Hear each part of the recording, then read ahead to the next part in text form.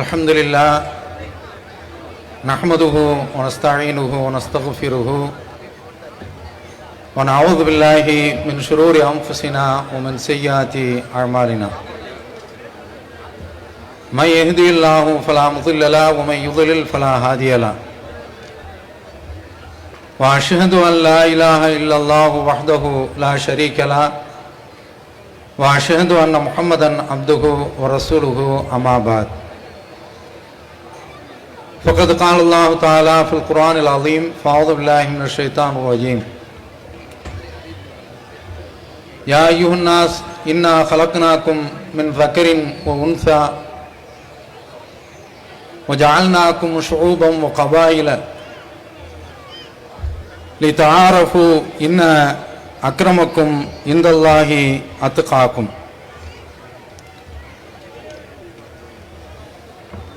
எல்லாம் அல்ல அல்லாஹ்வின் நல்லடியார்களே, அல்லாஹுடைய நல்லருளால் உத்தம நபி ஸல்லல்லாஹு அலைஹி வஸல்லம் அவர்களுடைய உன்னத வாழ்க்கையை விளக்கும் இந்த மாநாட்டிலே நாமெல்லாம் பெரும் திரளாக பங்கெடுத்திருக்கின்றோம். இங்கே வந்திருக்கக்கூடிய மக்கள்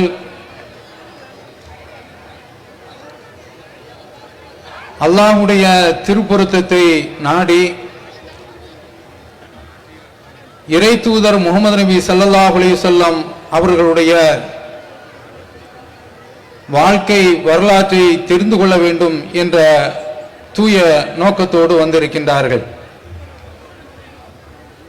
இது தேர்தல் காலம். இன்றைக்கு அரசியல் கட்சிகள் இது மாதிரியான கூட்டங்களை சேர்ப்பதற்காக வேண்டி, கூட்டுவதற்காக வேண்டி பெரிய விலை கொடுக்கின்றார்கள். ஒரு காலத்தில் அண்ணாவுடைய பேச்சு, கருணாநிதியுடைய பேச்சு என்று தலைவர்களுடைய பேச்சை கேட்பதற்காக வேண்டியே வந்தார்கள். ஆனால் இன்றைய அரசியல் களத்திலே, அரசியல் சூழலிலே மக்களை திரட்ட வேண்டும் என்று சொன்னால் அதற்காக வேண்டி பெரிய பொருளாதார செலவை அவர்கள் மேற்கொள்கின்றார்கள். அதிலும் குறிப்பாக பிரியாணி பொட்டலம் கொடுக்க வேண்டும். பிரியாணி பொட்டலம் கொடுத்தால் மட்டும் போதாது, பாட்டிலும் கொடுக்க வேண்டும். அந்த அளவிற்கு உள்ள ஒரு சூழ்நிலையிலே இந்த தேர்தல் காலகட்டத்திலே இப்படி ஒரு பெரிய கூட்டம் வந்திருக்கின்றது என்றால் இது இறை தூதர் ஸல்லல்லாஹு அலைஹி வஸல்லம் அவர்களுக்காக வேண்டி கூடிய ஒரு கூட்டம் என்பதை நாம் இங்கு முதலில் புரிந்து கொள்ள வேண்டும். இப்படிப்பட்ட இந்த கூட்டத்திலே, இந்த மாநாட்டிலே பல்வேறு தலைப்புகளிலே அறிஞர் பெருமக்கள் உரையாற்றி இருக்கின்றார்கள். எனக்கு இங்கு அளிக்கப்பட்டிருக்கக்கூடிய தலைப்பு தீண்டாமை ஒழித்த திருநபி ஸல்லல்லாஹு அலைஹி வஸல்லம். அல்லாஹ்வுடைய தூதர் உலகத்தில் யாரும் சாதிக்க முடியாத ஒரு சாதனையை சாதித்து விட்டு போயிருக்கின்றார்கள். அதுதான் சகோதரத்துவம், சமத்துவம் என்ற மிகப்பெரிய ஒரு சாதனை. இந்த தீண்டாமை என்பது இந்தியாவில் ஊறி போயிருக்கின்றது. அந்த தீண்டாமைக்கு ஒரு தீர்வை இஸ்லாம் மட்டும்தான் அளிக்கின்றது. இதை பார்க்கக்கூடிய எதிரிகள் தாங்க முடியாமல், தாழ முடியாமல் இஸ்லாத்தை அழிப்பதற்குரிய வேலைகளை, முஸ்லிம்களை அழிப்பதற்குரிய வேலைகளை செய்து கொண்டிருக்கின்றார்கள். இந்த தலைப்பை பற்றி நீங்கள் கொஞ்சம் அசை போட வேண்டும். முஸ்லிம்களாக இருக்கக்கூடிய நமக்கு இந்த தலைப்பில் என்ன செய்தி இருக்கின்றது என்று நினைக்கலாம். நிச்சயமாக இன்றைக்கு இந்துத்துவ சக்திகள் நம்மை அழிப்பதற்கும் ஒழிப்பதற்கும் எத்தனிக்கின்றார்களே, அதற்கு காரணமே தீண்டாமைதான். அந்த தீண்டாமையை இஸ்லாம் ஒழிக்கின்றது. முஸ்லிம்கள் அதற்கு ஒரு எடுத்துக்காட்டாக இருக்கின்றார்கள் என்பதுதான் அவர்களுடைய கவலை. எந்த ஒரு கட்டத்திலும் முஸ்லிம்கள் மேலோங்கி விடக்கூடாது. இஸ்லாத்தின் பக்கம் பிற மத சமுதாயத்தினுடைய மக்கள் கவனம் திரும்பி அவர்கள் இஸ்லாத்தின் பக்கம் போய்விடக்கூடாது. இதனால் தான் அவர்கள் நம்மை எதிர்க்கின்றார்கள். முஸ்லிம்கள் குறிப்பாக இந்த சந்தர்ப்பத்தில் சிந்தித்து பார்க்க வேண்டும்.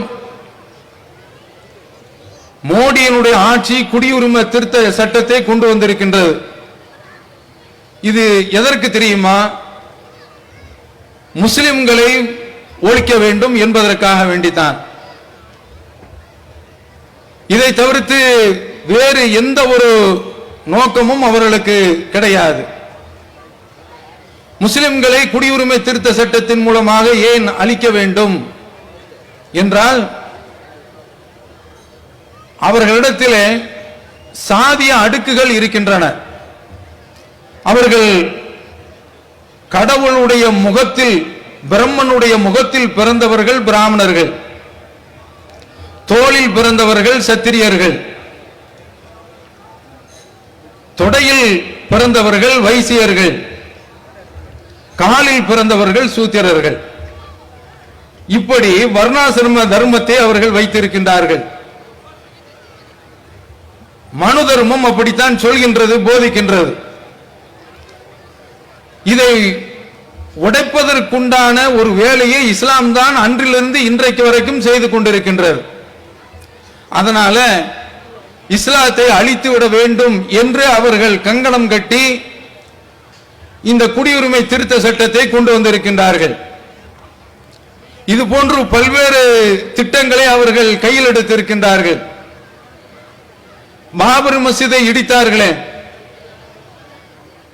அப்படி இடித்ததனுடைய நோக்கம் என்ன என்று நீங்கள் சொல்கின்றீர்கள்? ஒரே ஒரு நோக்கம், முஸ்லிம்கள் மீது வெறுப்புணர்வை ஊட்ட வேண்டும். அதனாலதான் வெறுப்பு பிரச்சாரத்தை அவர்கள் கையில் எடுத்தார்கள்.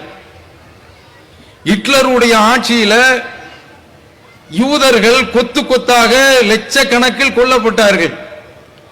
அப்படி கொல்லப்பட்டதற்கு அவர்கள் இரண்டு ஆயுதத்தை கையில் எடுத்தார்கள். ஒன்று வெறுப்பு பிரச்சாரம். அது மாதிரிதான் இன்றைக்கு இந்துத்துவ சக்திகள் வெறுப்பு பிரச்சாரத்தை இந்தியாவெங்கும் கிளறி விட்டு அதனுடைய ஒரு விளைவுதான் பாபர் மஸ்ஜித் உடைக்கப்பட்டது.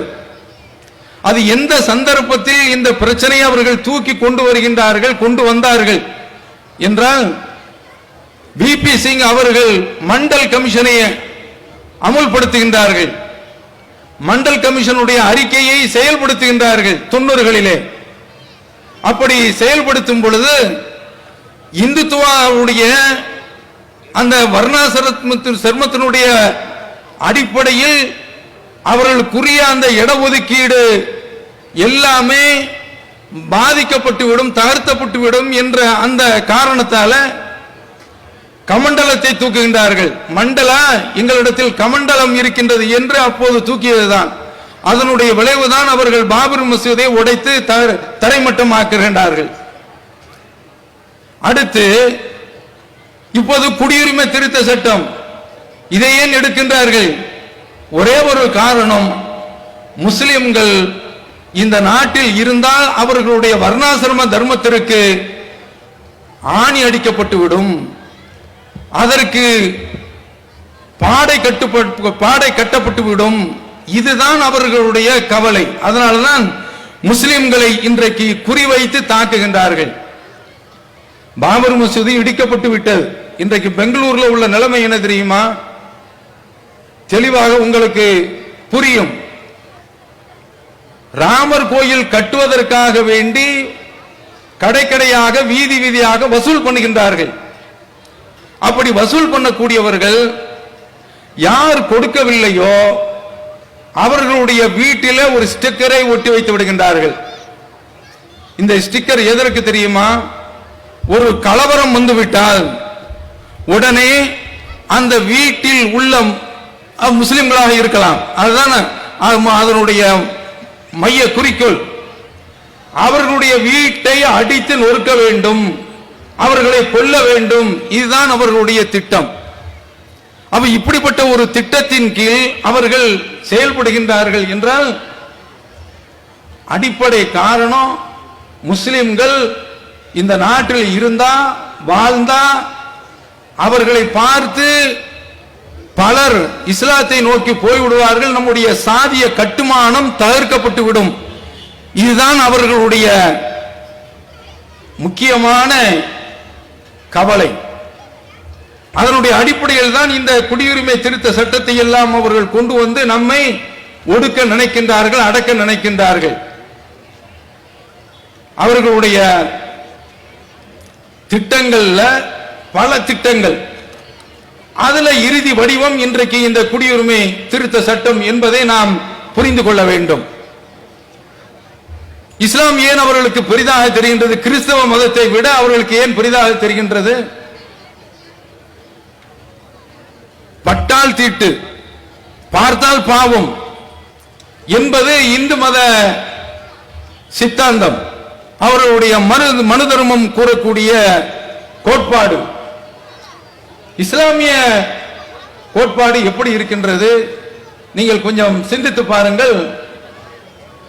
2018 உங்களுக்கெல்லாம் தெரியும், ஒடிசா மாநிலத்தில் பூரி என்ற ஊர்ல ஜெகநாதர் கோயில் இருக்கின்றது.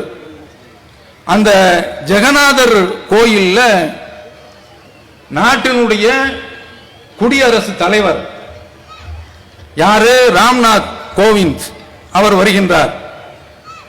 அவரும் அவருடைய மனைவி, அவருடைய மகள், 3 பேர்களும் கோயிலுக்குள் நுழைகின்றார்கள். உள்ளே கற்பக கிரகம் செல்வதற்கு அங்கு உள்ள பூசாரிகள் அனுமதிக்கவில்லை. எந்த அளவிற்கு என்றால், அதாவது குடியரசுத் தலைவர் கீழே தள்ளப்படக்கூடிய நிலைமை, மனைவியும் மகளும் தூக்கி நிறுத்துறாங்க. அப்போது இது பத்திரிகையில பெரிதாக எழுதப்பட்டது, ஊடகங்கள்ல பெரிதாக காட்டப்பட்டது. ஏன் இவர் உள்ள போக முடியல? இவர் குடியரசுத் தலைவராக இருக்கிறார், முப்படை தலைவர், ராணுவம், தரைப்படை, காலாட்படை, கப்பல் படை, எல்லாத்துக்கும் இவர் தான் தலைவர். ஆனால் இவர் அந்த கோயிலுக்கு உள்ளே செல்ல முடியவில்லை, பூசாரிகளுடைய ஆதிக்கம். இதற்கு காரணம் என்ன? வழிபாட்டு தலத்தில் அவர்களுக்கு உள்ளே நுழைவதற்கு அனுமதி கிடையாது. இதுதான் அடிப்படை காரணம். மனு தர்மம் அப்படித்தான் அவர்களுக்கு சொல்லி காட்டுகின்றது. அந்த அடிப்படையில் அவர் உள்ளே செல்ல முடியவில்லை. இத்தனைக்கு இடையில அவர் ஒரு RSS காரர், இன்னொரு RSS காரர் இதை பற்றி மறைமுகமாக தெளிவாக குறிப்பிடுகின்றார். கோயில் எல்லாம் பொழுதுபோக்கு தலம் கிடையாது, அது புண்ணிய தலம். எவ்வளவு பெரிய பொறுப்புல இருந்தாலும் இது மாதிரியான இடங்களுக்கு செல்ல முடியாது என்று அவர்களுடைய கட்சியிலே உள்ள ஒருவர் RSS சீனியராக இருக்கக்கூடியவர் தெளிவாக சொல்லி காட்டுகின்றார். அப்ப அந்த அளவிற்கு தான் அங்குள்ள நிலைமை. அதே சந்தர்ப்பத்தில் இங்கு இஸ்லாமிய சமுதாயத்தில் என்ன நிலைமை, இதை நாம் பார்க்க வேண்டும். கோவிந்தகுடி என்ற ஒரு ஊர், தஞ்சை மாவட்டம். அந்த மாவட்டத்தில் கோவிந்தகுடியில பள்ளிவாசல் திறப்பு. இதற்கு ஜனாதிபதி, அப்போதைய ஜனாதிபதி ஜாகிர் ஹுசேன் வருகின்றார். அப்படி வரும் பொழுது பள்ளிவாசல்ல இகாமத்து சொல்லியாச்சு. சொன்ன உடனே ஜாகிர் ஹுசேன் அவர் ஜனாதிபதி, அவருக்கு என்று காவலர்கள் இருப்பார்கள், செக்யூரிட்டிகள் இருப்பார்கள். அவர்கள் எல்லோருமே உள்ளே போக முடியும் என்றால் போக முடியவில்லை. இவர் மட்டும் உள்ளே செல்கின்றார், தொழுது விட்டு வெளியே வருகின்றார். ஒப்பிட்டு நீங்கள் பாருங்கள். இன்றைய ஜனாதிபதி பூரி ஜெகநாத் கோயில்ல உள்ள போக முடியல. அதே சந்தர்ப்பத்தில் அன்றைய ஜனாதிபதி ஜாகிர் ஹுசேன் அவர்கள் கோவிந்தக்குடியில இந்தியாவில் எங்கோ ஒரு மூலையில முடுக்கில் இருக்கக்கூடிய ஒரு ஊர், அந்த ஊர்ல அவர் பள்ளிவாசலுக்குள் உள்ளே நின்று தொழ முடிகின்றது என்றால் இது இஸ்லாம் காட்டக்கூடிய சகோதரத்துவம், சமத்துவம், தீண்டாமை ஒழிப்பு திட்டம். இதே முகமது நபி ஸல்லல்லாஹு அலைஹி வஸல்லம் அவர்கள் செயல்படுத்தி காட்டியிருக்கின்றார்கள். எல்லோரும் சமமானவர்கள், எல்லோருமே அடிமைகள் என்ற ஒரு கொள்கையை நபி ஸல்லல்லாஹு அலைஹி வஸல்லம் அவர்கள் செயல்படுத்தி காட்டியிருக்கின்றார்கள். இதை தாங்க முடியாதவர்கள் தான் முஸ்லிம்களை இந்த நாட்டை விட்டு துரத்த வேண்டும் என்ற அடிப்படையில் செயல்பட்டு கொண்டிருக்கின்றார்கள். இப்படி இஸ்லாமிய மார்க்கம் சகோதரத்துவத்தை கொடுக்கின்றது. ஒரு ஊர் பகுதியில் இருக்கக்கூடியவர்கள் அந்தந்த பகுதியில் உள்ள பள்ளிவாசல்ல கூடுறது. உலக அளவில் உள்ளவர்கள் மக்காவில் உள்ள அந்த புனித ஆலயத்தில் குழுமுகின்றார்கள். மக்காவில் குழுமக்கூடிய மக்கள் எங்கிருந்தெல்லாம் வருகின்றார்கள்? ஆப்பிரிக்கா கண்டம், ஐரோப்பா கண்டம், அமெரிக்கா கண்டம், ஆசியா கண்டம், உலகத்தில் இருக்கக்கூடிய அத்தனை கண்டங்கள் இருந்தும் அத்தனை நிறம் கொண்டவர்கள், அத்தனை மொழி படைத்தவர்கள், அத்தனை நாட்டவர்கள் எல்லோருமே அங்கு சங்கமிக்கின்றார்கள். அத்தனை பேர்களையுமே அரஃபா திடல்ல ஒரே ஆடையை உடித்து, வெள்ளாடையை, வெண்ணிற ஆடையை உடித்து அரஃபா திடல்ல இஸ்லாமிய மார்க்கம் சங்கமிக்க செய்கின்றது. யா அய்யுஹன்னாஸ், மக்களே, இன்னா ஹலக்னாக்கும் மின் தக்கரின் உன்சா, உங்களை ஒரு ஆண் பெண்ணிலிருந்து தான் படைத்தோம். வஜஅல்னாக்கும் ஷுஊபன் வ கபாயில், உங்களை பல கிளைகளாகவும் கோத்திரங்களாகவும் நாம் ஆக்கி வைத்திருக்கின்றோம். எதற்கு தெரியுமா? பெருமை பாராட்டுவதற்கு அல்ல. மொழி அடிப்படையில் தமிழன் தான் உயர்ந்தவன், ஆங்கிலம் பேசக்கூடியவன் தான் உயர்ந்தவன், உருது பேசக்கூடியவன் தான் உயர்ந்தவன் என்று பெருமை பேசுவதற்கு அல்ல. வெள்ளையன் தான் சிறந்தவன் என்று அவன் தன்னுடைய நிறத்தை பேசுவதற்கு கிடையாது. நீங்கள் தெரிந்து கொள்ள வேண்டும். இன்ன அக்ரமக்கும் இந்தல்லாஹி அத்காக்கும், உங்களில் சிறந்தவர்கள், மரியாதைக்குரியவர்கள் யார் என்றால் இறைவனிடத்தில் யார் மிகவும் அவனுக்கு அச்சத்தை, அவனுடைய அச்சத்தை தங்களுடைய இதயத்தில் தாங்கியிருக்கின்றார்களே அவர்கள்தான் என்று திருக்குர்ஆன் தெளிவாக சொல்கின்றது. அந்த அடிப்படையில் தான் இஸ்லாமிய மார்க்கம் இன்றைக்கு முஸ்லிம்களை கட்டமைத்திருக்கின்றது, அவர்களுடைய வாழ்க்கை திட்டத்தை அமைத்திருக்கின்றது. அந்த அடிப்படையில் தான் இன்றைக்கு பள்ளிவாசல்ல இகாமத்து சொல்லப்பட்டு விட்டால் எல்லோரும் ஒன்று சேர்ந்து விடுகின்றோம். அதை போன்று மக்காவுக்கு ஹஜ்ஜி காலத்தில் அல்லது உம்ரா காலத்தில் செல்கின்றார்கள் என்றால் எல்லோருமே தொழுகையில் சங்கமிக்கின்றார்கள். தவாஃப் என்ற அந்த ஆலயத்தை வலம் வரக்கூடிய புனித வணக்கத்தில் ஒன்று சென்று விடுகின்றார்கள், சங்கமித்து விடுகின்றார்கள். இப்படி இஸ்லாமிய மார்க்கம் லா இலாஹ இல்லல்லாஹ் முஹம்மதுர் ரசூலுல்லாஹ், வணக்கத்திற்குரியவன் அல்லாஹ்வை தவிர யாரும் கிடையாது, முகமது அல்லாஹ்வுடைய தூதர் என்ற அடிப்படையில் ஒரு கொள்கையில எல்லாரையுமே ஒன்று சேர்த்து விடுகின்றது. இது இருந்தால் ஆபத்து, இது இருந்தால் சனாதன தர்மத்திற்கு, வர்ணாசிரம தர்மத்திற்கு, சாதிய கட்டமைப்பிற்கு இது உதவாது, ஆகாது. அதனால் இஸ்லாத்தையும் முஸ்லிம்களையும் ஒழித்துவிட வேண்டும், அவர்களை ஒரேடியாக ஓய்த்து விட வேண்டும் என்பதற்காக வேண்டித்தான் அமித்ஷா வட்டாரம், மோடியினுடைய அந்த வகைரா முயற்சி செய்து கொண்டிருக்கின்றார்கள். யுரீதுனல் யுத்ஃபியூ நூரல்லாஹ், அல்லாஹ்வுடைய ஒளியை அவர்கள் அணைத்து விட வேண்டும், ஊதி அணைத்து விட வேண்டும் என்று நினைக்கின்றார்கள். வல்லாஹு முத்திம்மு நூரிஹி, அல்லாஹ் தன்னுடைய ஒளியை பூர்த்தி செய்தே தீருவான் என்று அல்லாஹ் சொல்கின்றார்கள். இந்த காபிர்கள் வெறுத்தாலும் சரி என்று குறிப்பிடுகின்றானே, அந்த அடிப்படையில் இஸ்லாம் இன்றைக்கு மேலோங்கி கொண்டிருக்கின்றது. கல்யாணராமன் போன்ற கலிசடைகள் இது போன்ற ஒரு மாநாட்டிற்கு வித்திட்டு இருக்கின்றார்கள். இப்படிப்பட்ட ஒரு மாநாடு நடத்த வேண்டும் என்ற ஒரு சிந்தனை தோன்றியதற்கு, உருவானதற்கு அடிப்படை காரணமே நபி ஸல்லல்லாஹு அலைஹி வஸல்லம் அவர்களை பற்றி கலங்கப்படுத்தியதுதான், அவர்களை இவர்கள் விமர்சித்ததுதான். இன்றைக்கு அந்த இறை தூதருடைய வாழ்க்கையே, அவர்களுடைய தூய போதனையை இந்த மக்களுக்கு மத்தியில் சமர்ப்பிப்பதற்கு ஒரு வாய்ப்பாக இந்த மாநாட்டு களம் அமைந்திருக்கின்றது. அதுல இந்த தீண்டாமை ஒழிப்பு என்ற இந்த திட்டம் இருக்கின்றது. சாதாரணமான ஒரு திட்டம் கிடையாது. முகமது நபி ஸல்லல்லாஹு அலைஹி வஸல்லம் அவர்கள் அப்படி அழகான ஒரு திட்டத்தை கொண்டு வந்திருக்கின்றார்கள். தீண்டாமை என்ற அடிப்படையில் இன்றைக்கு அந்த மதத்தில் உள்ளவர்கள் எப்படியெல்லாம் கீழ் ஜாதியினர்கள், சூத்திரன் என்றால் காலில் பிறந்தவன், அவனுக்கு வணங்குவதற்கு உரிமை கிடையாது, அவனுக்கு கல்வி கற்பதற்கு உரிமை கிடையாது. அதனுடைய ஒரு முக்கிய ஒரு தாக்குதல் தான், அதனுடைய மிகப்பெரிய ஒரு கோர ஆயுதம் தான் நீட் என்ற தேர்வு. இந்த நீட் என்ற இந்த பரீட்சைக்காக வேண்டி எவ்வளவு பெரிய சிரமப்பட வேண்டியது இருக்கின்றது தெரியுமா? மாணவர்கள் மாணவியர்கள் பெரும் சிரமம் எடுக்கின்றார்கள். இது அல்லாமல் பொருளாதார செலவு. இந்த மாதிரியான ஒரு கல்வி திட்டம் இது மக்களுக்கு மத்தியில், அதாவது தமிழ்நாட்டை பொறுத்தவரையில ஈவேரா ராமசாமி அவர்கள் போட்ட ஒரு அடித்தளம் சாதியினுடைய அந்த கட்டமைப்பை உடைத்தது. அப்படிப்பட்ட அந்த பெரியாருடைய அந்த புரட்சிக்கு பின்னாலும் தமிழகத்தில் இன்றைக்கு நீட் அறிமுகப்படுத்தப்பட்டு இன்றைக்கு செயல்படுத்தப்பட்டு கொண்டிருக்கின்றது. இந்த நீட் இன்றைக்கு எல்லா துறையிலும் கொண்டு வந்துட்டான். அதாவது மருத்துவத்துறை, அதுல யுனானி அதுலயும் கொண்டு வந்துட்டான், அதுல ஹோமியோபதி அதுலயும் கொண்டு வந்துட்டான், சித்தா அதுலயும் நீட்டை கொண்டு வந்துட்டான். இன்றைக்கு பத்திரிகை செய்தி என்ன தெரியுமா?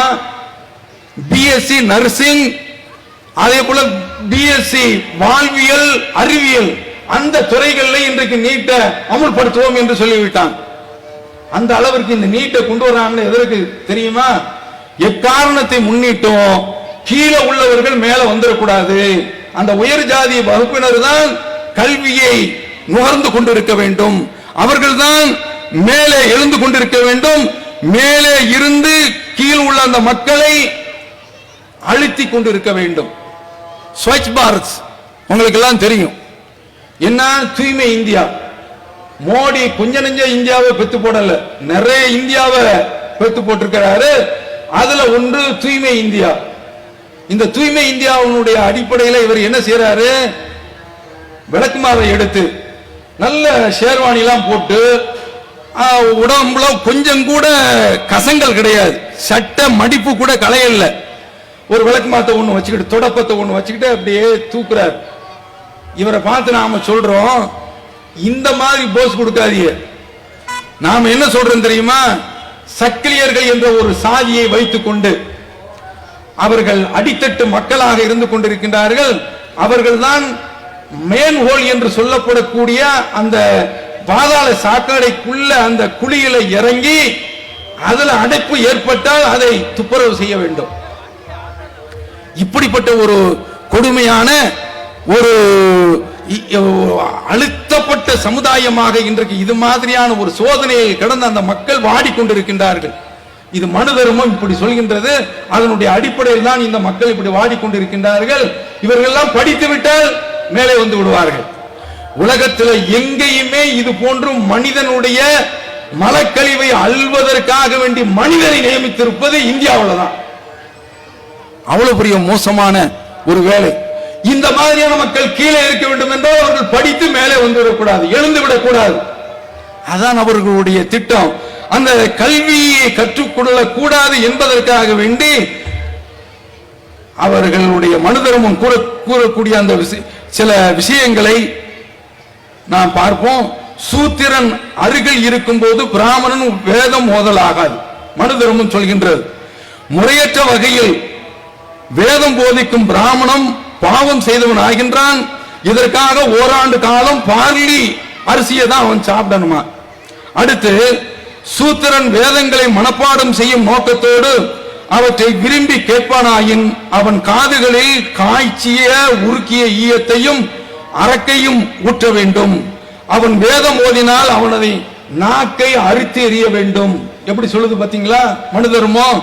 அதைத்தான் இன்றைக்கு இவர்கள் செயல்படுத்திக் கொண்டிருக்கின்றார்கள். அதாவது அவர்கள் மாமிசம் சாப்பிட மாட்டார்கள், காய்கறி தான் சாப்பிடுவார்கள். ஆனால் மனிதனை அடிச்சு அவர்களை கொலை செய்ய வேண்டும் என்றால் தயங்க மாட்டார்கள். இதற்கு நிறைய எடுத்துக்காட்டுகளை சொல்லலாம். 1968 தஞ்சை மாநிலம் கீழ வெண்மணி, அப்போதைய பிரிக்கப்படாத தஞ்சை மாநிலம் கீழ வெண்மணி, அதுல பண்ணையார்களிடத்துல கூலி உயர்வு கேட்கிறாங்க இந்த தாழ்த்தப்பட்ட மக்கள். அப்படி கேட்கின்ற பொழுது புரட்சி வெடிக்கின்றது. இதனுடைய எதிரொலியாக அவர்கள் என்ன ஒரு காரியத்தை கையில் எடுக்கின்றார்கள் என்றால், அங்கு உள்ள தலித்து மக்களை, போர் முழக்கம் செய்தவர்களை, புரட்சி சிந்தனையில் இறங்கியவர்களை வெட்ட ஆரம்பிக்கின்றார்கள் கண்டந்துட்டமாக. அப்படி அவங்க தப்பி ஓடி ஒரு வீட்டில் போய் ஒதுங்கி இருக்கிறாங்க. அந்த வீட்டில் 20 பெண்கள், 19 சின்ன சின்ன குழந்தைகள், 4 பெரியவர்கள், மொத்தம் 44 பேர்கள். அப்படியே அவர்கள் வீட்டை விட்டு வெளியே வராத அளவிற்கு தீயை வைத்து பெண்களையும் ஆண்களையும் முதியவர்களையும் அப்படியே கொளுத்தியவர்கள். அந்த அளவிற்கு இந்த வர்ணாசிரம தர்மம் அவர்களிடத்தில் வேரூன்றி போய் இருக்கின்றது. அவ்வளவு மோசமான ஒரு கொள்கையை அவர்கள் கையில் வைத்திருக்கின்றார்கள். இதற்கு எந்த சித்தாந்தம் எதிரே வந்து நின்றாலும், குறுக்கே வந்து நின்றாலும், அந்த சித்தாந்தத்தை அடித்து தரைமட்டமாக்குவதற்கு அவர்கள் தயங்குவது கிடையாது. அதான் நம்ம இந்தியாவில் இன்றைக்கு பார்க்கிறோம். மாட்டின் பெயரால முஸ்லிம்களை இன்றைக்கு அடிச்சு துவைக்கிறான் இரத்தவாறாக. அத பக்கத்தில் இருந்து கொண்டு தன்னுடைய மொபைல்ல படம் பிடித்துக் கொண்டிருக்கின்றான். என்ன அக்கிரமம், எவ்வளவு பெரிய ஒரு கொடுமை. அப்ப இந்த மாதிரியான அளவுல இன்றைக்கு முஸ்லிம்களை அடித்து கொள்கின்றார்கள் என்றால், இவர்களுடைய இந்த மார்க்கம் இந்த நாட்டில் இருக்கக்கூடாது. இந்த நாட்டில் இஸ்லாம் இருக்கக்கூடாது, ஏகத்துவம் இருக்கக்கூடாது. இதுதான் அவர்களுடைய நோக்கம். இதுல ஒரு முக்கியமான ஒரு சம்பவம் ராமாயணத்தில் வருகின்றது. அதாவது மகாபாரதத்தில் வருகின்றது. ஏகலைவன் என்ற ஒரு வேட்டுவ குலத்து இனத்தை சார்ந்தவன், தாழ்த்தப்பட்ட ஜாதி. அவன் துரியாசனர் அவர்கிட்ட வருகின்றான். வந்து நான் அம்பு எய்யக்கூடிய அந்த கலையை கற்க வேண்டும் என்று சொல்லும் போது, தாழ்த்தப்பட்ட உனக்கு இது மாதிரியான கல்வியெல்லாம் கற்க முடியாது, அந்த உரிமை உனக்கு கிடையாது என்று சொல்லிவிடுகின்றார். அவன் போய்விடுகின்றான். போய் இந்த துரியாசனரை அவன் ஒரு உருவமாக வடித்து அவரை வணங்கிக் கொண்டு இவனே அந்த அம்பு எய்யக்கூடிய அந்த கலையை கற்றுவிடுகின்றான். அதுல அவனுக்கு எந்த அளவிற்கு திறமை ஏற்பட்டு விடுகின்றது என்றால், நாய் குறைக்கக்கூடிய அந்த சத்தம் கேட்டாலே போதும் அந்த திசையை நோக்கி அம்பு எய்து, அவர்களிடத்தில் வரக்கூடிய கதை, அம்பு எய்து அந்த நாயை கொன்றுவான். இது துரியாசனருக்கு தெரிகின்றது. அப்போது அவர் நினைக்கிறாரு, இது மாதிரியான ஒரு திறமை நம்மிடத்தில் பாடம் பயின்ற அர்ஜுனனுக்கு தானே தெரியும், இவனுக்கு எப்படி இவ்வளவு பெரிய ஒரு ஆற்றல் ஏற்பட்டது என்று அவர் ஆச்சரியப்படுகின்றார். அந்த சந்தர்ப்பத்தில் எதேச்சையாக இந்த ஏகலைவன் அவருடைய பக்கத்தில் வருகின்றார். வரும்பொழுது, நீ எப்படிப்பா இந்த கலையை கற்றுக்கொண்டாய் என்று கேட்கும்போது அவன் சொல்கிறான், நான் வந்தேன் ஒரு தடவை, நீங்க என்னை ஏற்றுக்கொள்ளவில்லை, அதனால உங்களை நான் ஒரு சிலையாக வடித்து அதையே நான் மையமாக கொண்டு இந்த கலையை கற்றுக்கொண்டேன் என்று சொல்லும் போது, அப்படியானால் உனது வலது கையினுடைய கட்டை விரலை எனக்கு வெட்டி தர வேண்டும் என்று கேட்கின்றார். அவங்க உடனே இப்படி துரியாசனர் இப்படி கேட்கிறாரு என்று கட்டை விரலை வெட்டி கையில் கொடுத்து விடுகிறார். இதனுடைய ரகசியம் என்னவென்றால், இப்படி இந்த பெருவிரலை வெட்டி கொடுத்து விட்டால் அதற்கடுத்து 2வது அம்பு எய்ய முடியாது. அவன் கல்வி கற்பதற்கு உனக்கு உரிமை கிடையாது என்பதை இதை மகாபாரதம் சொல்லி காட்டுகின்றது. இத மாதிரி இன்னொரு சம்பவத்தை நாம பார்க்க முடிகின்றது. இது கல்வி கற்பதற்கு அவர்கள் போட்டிருக்கக்கூடிய தடை. இன்னொரு விஷயம் என்ன தெரியுமா, வணங்குவதற்கு கூட அவர்களுக்கு தடை, அதுலயும் தீண்டாங்க. ஒரு சம்பவம், அந்த சம்பவத்தில் வரக்கூடிய முக்கியமான ஒரு விஷயம், ஒருவர் காட்டில் தவம் புரிகிறார். அவரு சம்புகன் வதை என்று இதற்கு பெயர். இவர் காட்டில் ஒரு துறவு நிலை மேற்கொண்டு வணங்கி கொண்டிருக்கின்றார் என்ற இந்த செய்தி ராமருக்கு தெரிய வருது. ராமன்ட்ட ஒரு பிள்ளையை தூக்கி கொண்டு வருகின்றார். அந்த பிள்ளை செத்து கிடக்கின்றது. இந்த பிள்ளை ஏன் செத்து போச்சு தெரியுமா? இதற்கு காரணம் என்ன தெரியுமா? சம்புகன் என்ற ஒருவன் வனத்திலே உட்கார்ந்து தவம் புரிந்து கொண்டிருக்கின்றான். அதனாலதான் இந்த பிள்ளை இறந்து போச்சு என்று சொல்லும் போது, அந்த சம்புகனை நீ கொன்றால்தான் இவன் உயிர் பிழைப்பான், என்னுடைய பையன் உயிர் வாழ்வான், மீண்டும் வாழ்வு பெற்று எழுவான் என்று சொன்ன உடனே ராமன் உடனே காட்டுக்கு போறான். அந்த சம்புகனிடத்தில் கேட்கின்றான், நீ ஏன்பா தவம் செய்யற? நான் உலகத்தில் ஒரே ஒரு உண்மை நிலையை நினைத்து நான் வணங்குகின்றேன், உலகத்தில் உள்ள அத்தனையும் நான் துறந்து விட்டேன் என்று சொல்கின்றான். ராமனுக்கு அது சங்கடமா இருக்கின்றது. இருந்தாலும் வலது கையை இவனை அழித்து விடு என்று சொல்கின்றான். அது போன்று அந்த சம்புகனை ராமனுடைய வலது கை அழித்து விடுகின்றது. இந்த சம்பவத்தில் என்ன வருகின்றது? வணக்கத்திற்கு கூட அவர்களிடத்தில் உரிமை கிடையாது. இந்த அளவிற்கு அவர்களிடத்தில் சனாதன தர்மம் இது மாதிரியான மிகப்பெரிய அளவுல ஒரு சாதி அடுக்கு, மனு தர்மம் இதைத்தான் குறிப்பிடுகின்றது. அதனாலதான் அவர்கள் தங்களுடைய மதத்தில் கோபப்படுவதற்கு பதிலாக முஸ்லிம்கள் மீது கோபப்படுகின்றார்கள், முஸ்லிம்கள் மீது ஆத்திரப்படுகின்றார்கள். ஒரு சின்ன ஒரு எடுத்துக்காட்டு, ஒரு வீட்டில் மாடியில் உட்கார்ந்து கொண்டு கணவனும் மனைவியும் பக்கத்து வீட்டில் கீழ் வீட்டில் துணி காயப்படுறத பார்த்துக்கிட்டு இருக்காங்க. கணவன் உட்கார்ந்து டீ குடிச்சுக்கிட்டு இருக்கிறாப்புல, மனைவியும் பக்கத்தில் உட்கார்ந்து இது மாதிரி நேரங்களில் கழுவுறது என்ற ஒரு புனித வேலை நடக்கும் இல்ல, இவங்க அந்த துணி காயப்படுற பெண்ணை பார்த்து, பக்கத்து வீட்டு பெண்ணை பார்த்து, துணியெல்லாம் ரொம்ப அழுக்கா இருக்குது, இந்த அம்மாவுக்கு நல்லவே துவைக்க தெரியல என்று கமெண்ட் அடிக்குது. முதல் நாள் அப்படி போச்சு, இரண்டாவது நாள் அப்படி போச்சு, மூணாவது நாளும் இதே போன்று கமெண்ட் அடிக்குது. அதற்கு அடுத்து பார்த்தால் அந்த துணியெல்லாம் நல்ல வெண்மையா இருக்குது என்று இந்த அம்மா சொல்லுது.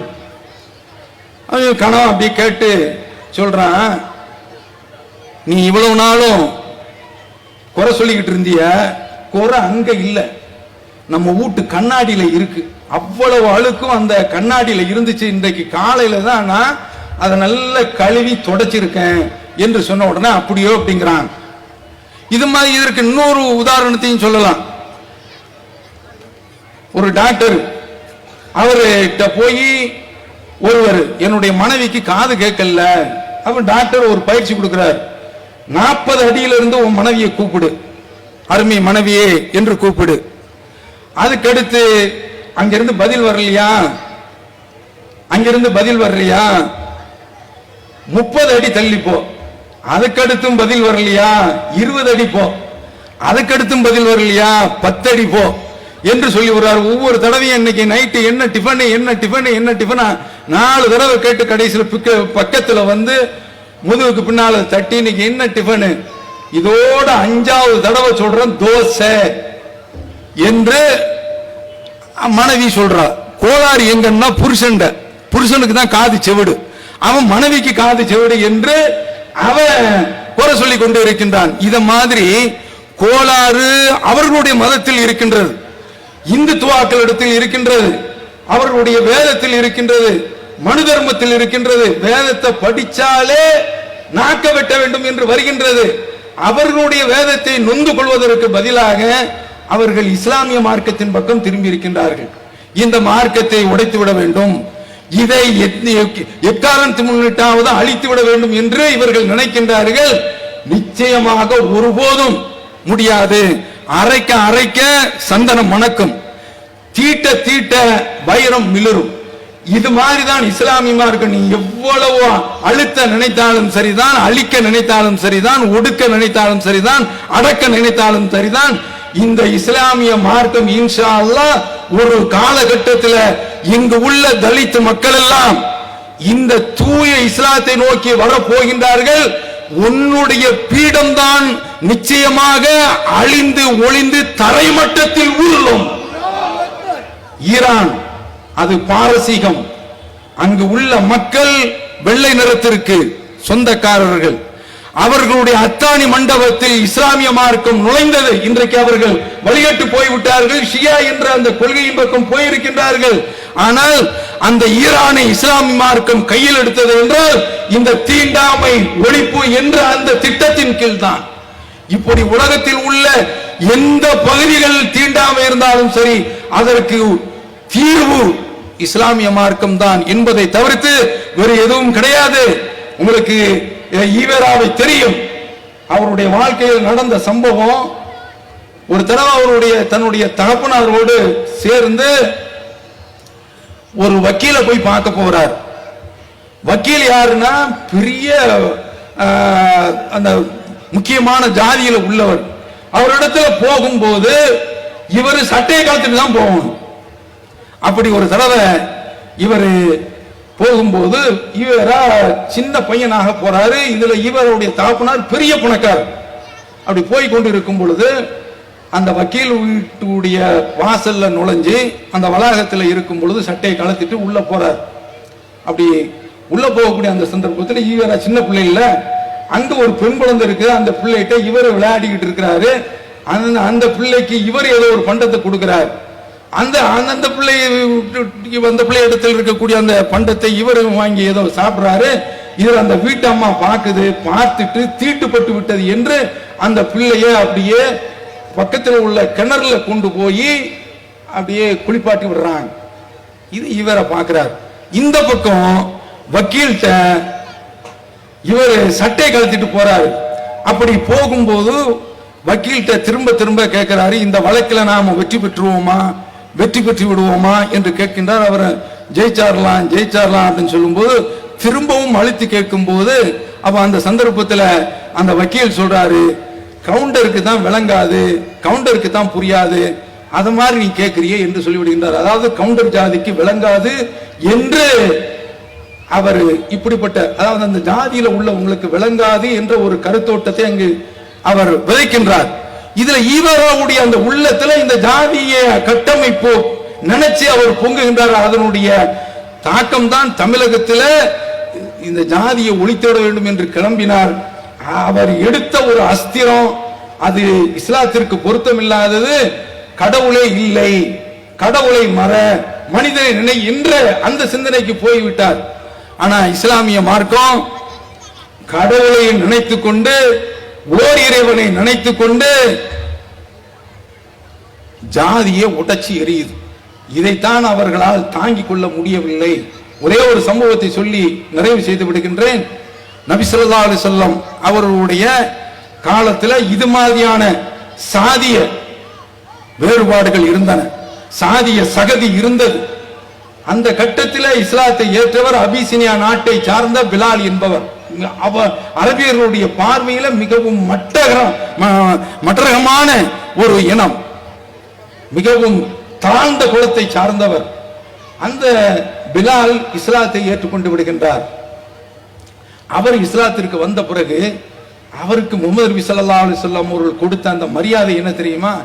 ஒரு தடவை கேட்கிறாங்க, பிலாலே நீ என்ன சிறப்பான அமல்கள் செய்கின்றாய், வித்தியாசமான ஒரு அமல் செய்யற, அது என்னப்பா? ஏன் தெரியுமா? நான் சுவனத்திலே உன்னுடைய செருப்படி சத்தத்தை கேட்டேன், நீ என்ன இந்த அளவிற்கு உயர்ந்து விட்டாய் என்று ரசூலுல்லாவே ஆச்சரியப்பட்டு கேட்கிறாங்க. அப்போதான் பிலால் சொல்றாங்க, அல்லாஹ்வுடைய தூதரை நான் இன்னும் வித்தியாசமாலாம் செய்யல, எவ்வப்போது நான் எவ்வப்போது ஒது செய்கின்றேனோ, ஒது செய்யும் போதெல்லாம் 2 ரக்காத்து நான் தொழுது கொள்வேன், இதை தவிர்த்து நான் ஒன்றும் சிறப்பாக செய்யவில்லை என்று சொல்கின்றார். அந்த அளவிற்கு இந்த பிலாலுடைய அந்தஸ்தை இஸ்லாமிய மார்க்கம் உயர்த்தியிருக்கின்றது என்றால் இஸ்லாம் கொடுத்திருக்கக்கூடிய அந்த தீண்டாமை ஒழிப்பு என்ற அந்த திட்டம் தான். முஹம்மது நபி ஸல்லல்லாஹு அலைஹி வஸல்லம் அவர்கள் இந்த தீண்டாமை ஒழிப்பை கடைபிடித்தார்கள், சகோதரத்துவத்தை கொண்டு வந்தார்கள். அதனுடைய உச்சகட்டமாக முஹம்மது நபி ஸல்லல்லாஹு அலைஹி வஸல்லம் அவர்கள் மக்கா வெற்றியின் போது காபா என்ற அந்த ஆலயத்தை கையில் எடுக்கக்கூடிய அந்த சந்தர்ப்பத்தில் கூட உள்ளே செல்கின்றவர்கள் யார் தெரியுமா? பிலால் ரலியல்லாஹு அவர்கள், உசாமத் இப்னு ஸெய்த் ரலியல்லாஹு அன்ஹுடைய மகன். அதாவது அடிமை வர்க்கமாக மதிக்கப்பட்டவர்கள், மிதிக்கப்பட்டவர்கள், பொட்டு தேரைகளாக, புண்மை பூச்சிகளாக மிதிக்கப்பட்டவர்கள், அடக்கப்பட்டவர்கள், ஒடுக்கப்பட்டவர்கள் என்ற இனத்தில் உள்ள